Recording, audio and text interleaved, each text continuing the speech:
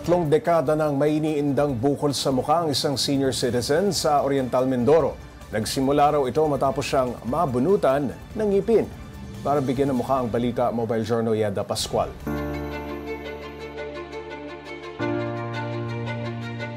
Ganito kalaki ang bukol na tumubo sa mukha ng 69 anyos na si Tatay Max.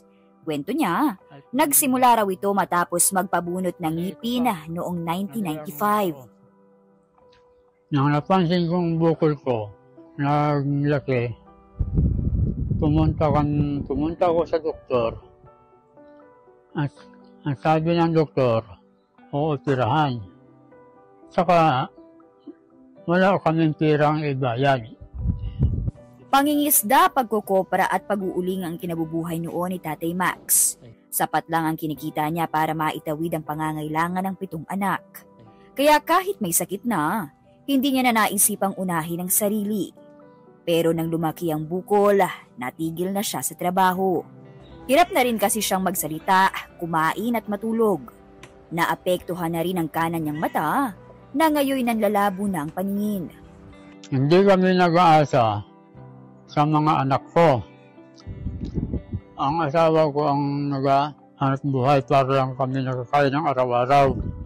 Nakarating ang sitwasyon ni Mang Max sa vlogger na si Melchor, na nagbibigay ng libreng gupit sa mga PWD, senior, at iba pang walang kakayahang makapunta ng barbershop.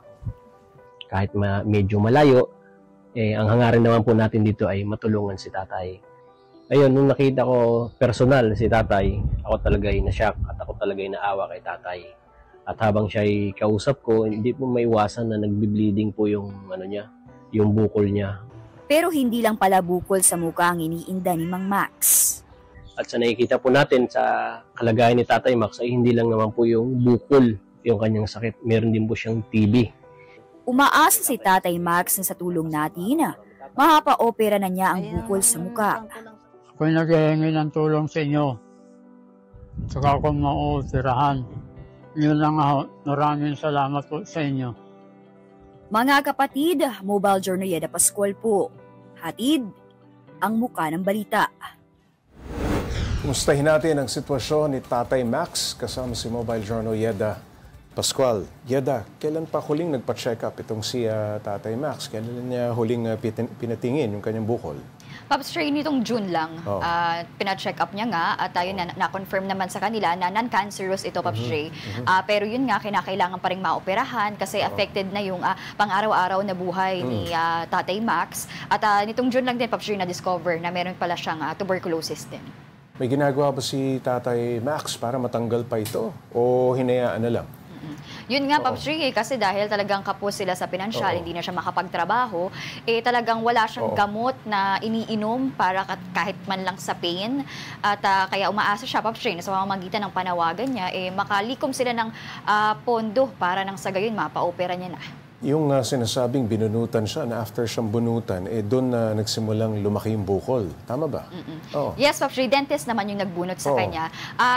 Ito lang, Pops Ray, bagitin natin, kasi meron na rin tayong mga stories na ganito before na ang sinisisi ding dahilan sa bukol sa mukha bunot ng ngipin. Pero ayon kasi, Pops Ray, sa mga espesyalista na na-interview natin before, ay wala pa daw sapat na pag-aaral na tinuturo talaga na yung trauma dahil sa bunot ng ngipin, yung nakakakos sa mga ganitong problema. Pero, Pops Ray, meron daw mga bagong pag-aaral na ang sinasabi nga is merong combination ng genetics at environment factor. So, pwedeng may mga taong likas na nagkakaroon ng ganitong bukol kapag lagi silang exposed sa mga environmental factors tulad ng usok, pollution, at sa mga kinakain. So, kung sa case ni Tatay Max, Pops J, ang trabaho niya kasi dati pagkukopras at pag-uuling.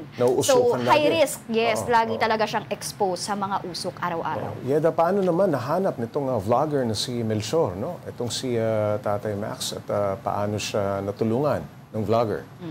Pops Ray, dahil sa isang concerned citizen, dahil nga vlogger itong si Melchor, so mayroong nag-send sa kanya ng video ni Tatay Max at di nga daw siya nag-atubili kahit an hour away, pinuntahan niya at nasaksihan niya nga mismo yung kalagayan ng matanda. Talagang nahabag siya. Kaya nagpaalam siya sa family na i-content niya para nang sa gayon maraming makapanood, makapanawagan ng tulong at may mga makatulong. So ayun, Pops Ray, yung panawagan nila, naka-flash din naman sa screen yung numero, doon maaaring magpadala ng tulong para kay Tatay. Maraming salamat, Mobile Journal Yada Pascual.